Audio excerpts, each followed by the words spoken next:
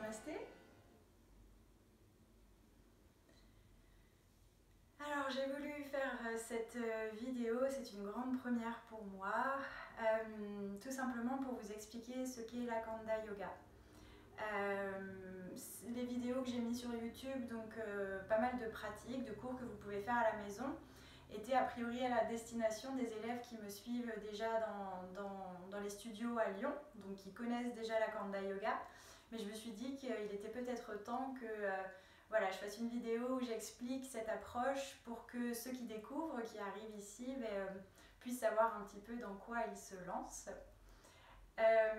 Donc la Kanda Yoga a été créée par Yogrishi Vishveketu, qui est mon maître et professeur. J'ai été formée auprès de lui, donc j'ai fait mes 2 formations dans son ashram à Rishikesh, en Inde. Son ashram s'appelle l'Anand Prakash Ashram, vous pouvez regarder sur internet. Et en fait, il a créé cette approche dans l'intention de rapporter un petit peu, et beaucoup même, la sagesse ancestrale du yoga dans nos vies modernes, dans notre quotidien. Donc c'est un ensemble d'outils qui permet en une pratique de nous réaligner, de nous rééquilibrer. Alors ce qui est intéressant, c'est que la Kanda Yoga ne s'intéresse pas qu'au corps physique ou qu'au corps énergétique.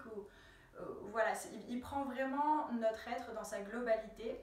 Akanda signifie indivisible, entier, global.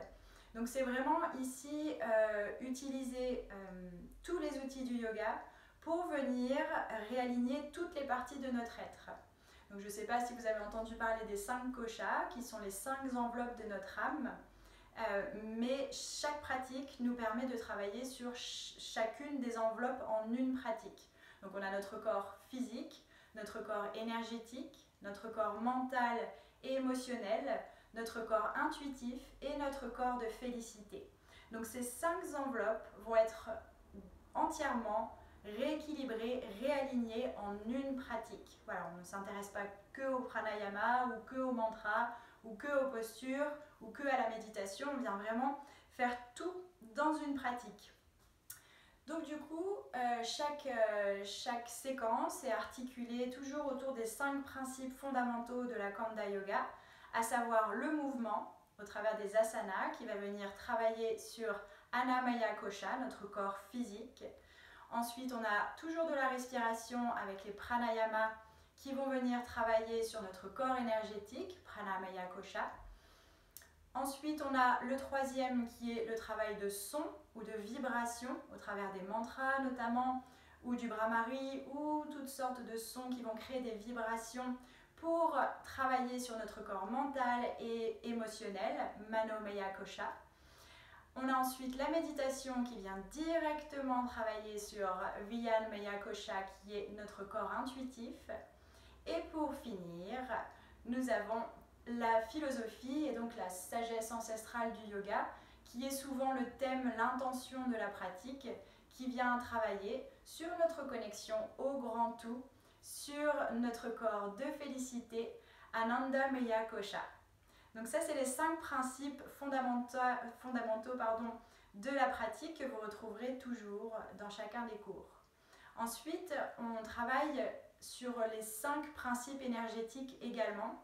Donc dans chacun des cours, on va travailler l'ancrage avec l'énergie notamment Apan Prana.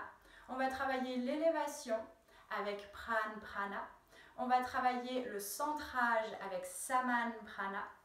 On va travailler l'expansion avec Vijnana Prana et on va travailler également notre connexion au grand tout avec Udana Prana. Cette connexion au grand tout nous ramène dans la joie. On est connecté à notre enveloppe de félicité, Anandamaya Kosha.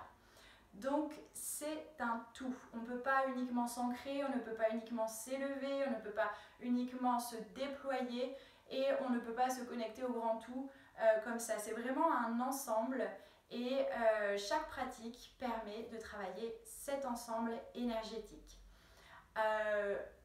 Au travers d'autres principes également, on va toujours travailler au niveau de la colonne vertébrale dans des flexions avant, des flexions arrière, des flexions latérales, des torsions. On va passer par plusieurs postures pendant la pratique, assis, debout, recroquevillé, sur le dos, sur le ventre et en inversion.